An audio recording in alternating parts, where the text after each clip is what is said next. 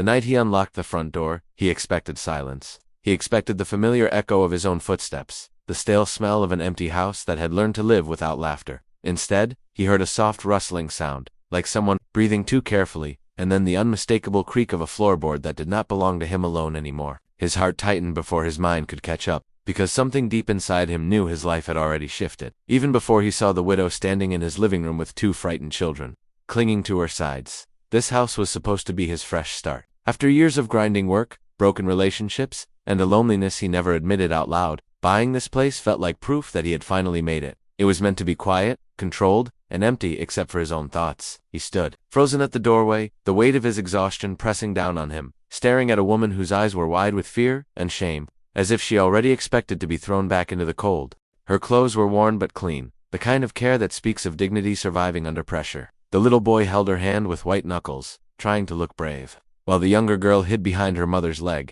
peeking out like a frightened bird. They looked like people who had learned to be invisible. For a moment, anger flared in him. How could strangers be living in his house? How long had they been here? Who had let this happen? But anger quickly tangled with something else: confusion, pity, and a sharp, uncomfortable recognition of pain that looked a lot like his own, only heavier, deeper, and shared between three hearts instead of one. The widow explained everything in a trembling rush. Her husband had died suddenly, leaving behind debts instead of security. Eviction came quietly at first, disguised as polite notices and promises of time. Then one morning, the locks were changed. With nowhere else to go, and children too young to understand why their world had collapsed. She had broken into the empty house she believed no one was using yet. She hadn't meant harm. She had only meant to survive.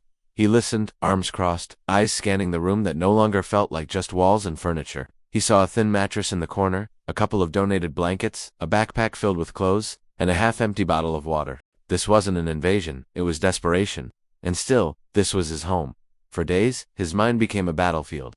One voice argued for logic and fairness. He had worked too hard for this place to become someone else's shelter. Life wasn't a charity, and he wasn't responsible for fixing everyone's problems. Another voice, quieter but persistent, reminded him of nights when he had eaten alone in this very house. Scrolling endlessly on his phone, surrounded by comfort yet starving for meaning, he remembered his own childhood, the nights his mother cried quietly so he wouldn't hear, the way uncertainty had shaped his bones before he was old enough to name it. He remembered how one act of kindness from a stranger once changed the direction of his life, even if he never thanked them properly. That memory refused to let him sleep. The widow didn't beg.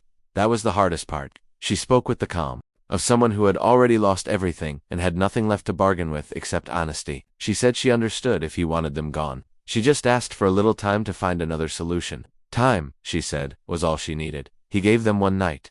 That one night turned into a week. The week turned into awkward routines, shared space, and unspoken boundaries. He watched the children sit quietly, afraid to touch anything that didn't belong to them. He saw the widow clean the house meticulously, as if trying to repay a debt she could never afford. Slowly, the house began to feel warmer, not because of any change in temperature, but because life had crept back into it. He noticed how the little boy tried to help with small chores, how the girl smiled shyly when he offered her breakfast, how the widow stayed up late sewing clothes she had gotten secondhand, refusing to waste even a single thread. Their resilience humbled him, their presence unsettled him, and against his own expectations, it softened him. But kindness is never free of conflict. Friends questioned his sanity. Why let strangers stay? What if they refused to leave? What if they caused trouble? He asked himself the same questions late at night when the house finally went quiet. Fear whispered that he was being naive, that the world rewarded selfishness more than compassion. The widow felt the tension too.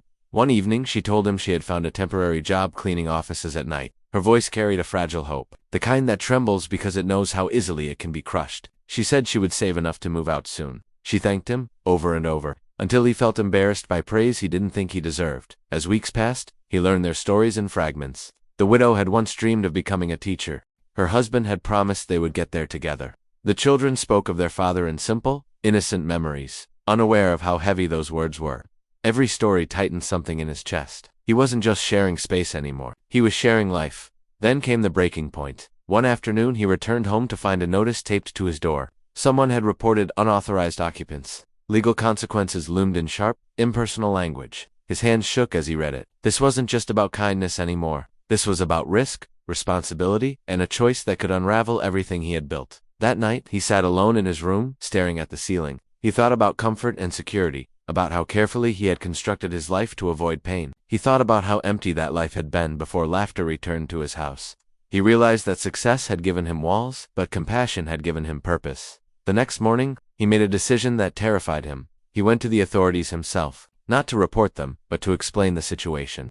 He used his savings, his reputation, and every ounce of courage he had to negotiate time, legal cover, and assistance. He helped the widow apply for aid, connected her with resources she never knew existed, and offered something even more dangerous than money: belief. He told her she wasn't a burden. He told her she was strong. He told her that surviving didn't make her weak, and needing help didn't make her a failure. The words seemed to lift a weight she had been carrying alone for far too long. The transformation didn't happen overnight. There were setbacks, tears, moments when everything felt like it might collapse again. But slowly, the widow found stable work. The children returned to school with confidence instead of fear. The house filled with sounds that once felt foreign but now felt necessary. And he changed too. He became someone who stayed at the dinner table longer. Someone who listened instead of retreating into silence. Someone who understood that wealth wasn't measured by what you owned, but by what you were willing to share. He learned that redemption doesn't always come from grand gestures, but from consistent, uncomfortable kindness.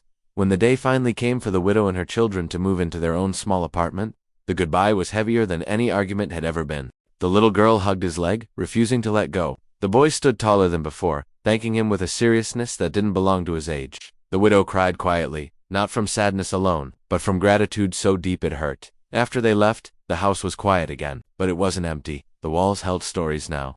The rooms carried echoes of laughter, struggle, and hope. He sat alone in the living room, realizing that the unexpected chapter he never planned had become the most meaningful part of his life. He understood something then that changed everything. Sometimes, the greatest blessings arrive disguised as disruptions. Sometimes, the people who step into your life without permission are the ones who teach you who you are meant to be. And sometimes, saving someone else ends up saving you too. If this story moved you, if it reminded you that kindness still matters in a world that often feels cold, take a moment to like this video and subscribe to the channel. Stories like this are reminders that even one choice, one act of compassion, can change everything. And maybe, just maybe, the next door you open will open your heart as well.